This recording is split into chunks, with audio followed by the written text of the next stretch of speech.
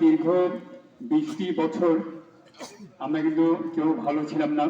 আমরা সুক্রিয়া জ্ঞাপন করছি যে আজকে আমরা এই সময়টুকু যেই সময় আমরা ফিরে পেয়েছি আমাদের আন্দোলনের কারণে।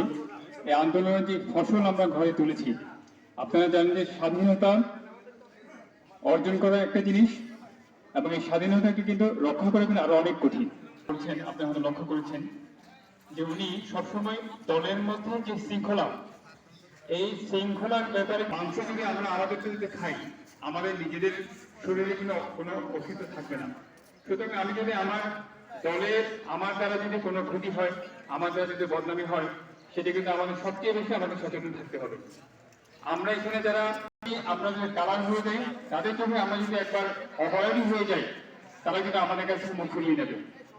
জাতীয়তাবাদী দলের একজন নেতা বা কর্মী হিসেবে আমাদের কিন্তু একজন হস্তক্ষেপ না করি, কারণ যে দীর্ঘ সময় আন্দোলনের মধ্য দিয়ে আজকে এই সুসময় আমরা পেয়েছি। এই সুসময় বক্তৃতা দিদিকে দিয়েই কারো শৃঙ্খলা রক্ষা করার সুযোগ নেই। আমাদেরকে নিজেদের শৃঙ্খলা আগে নিজেদের ভিতরে আগে ধারণ করতে হবে। আমরা বেশি কথা বলবো না। আসলে আমাদের 17 বছরে অনেক কথা জমা হয়ে আছে, কিন্তু এগুলো বলার মতো আরো অনেক। ধন্যবাদ। আমাদের মাঝে এখন গুরুত্বপূর্ণ শাখার কিছু কথা বলার জন্য অনুরোধ জানাচ্ছি লামা উপজেলা বিএনপির আইন বিষয়ক সম্পাদক জনাব অ্যাডভোকেট মামুন ভাইকে। সম্মানিত নেতৃবৃন্দ, আমার অত্যন্ত প্রিয় ব্যক্তিত্ব দৌলত ভাই আছেন, অত্যন্ত শ্রদ্ধা করি।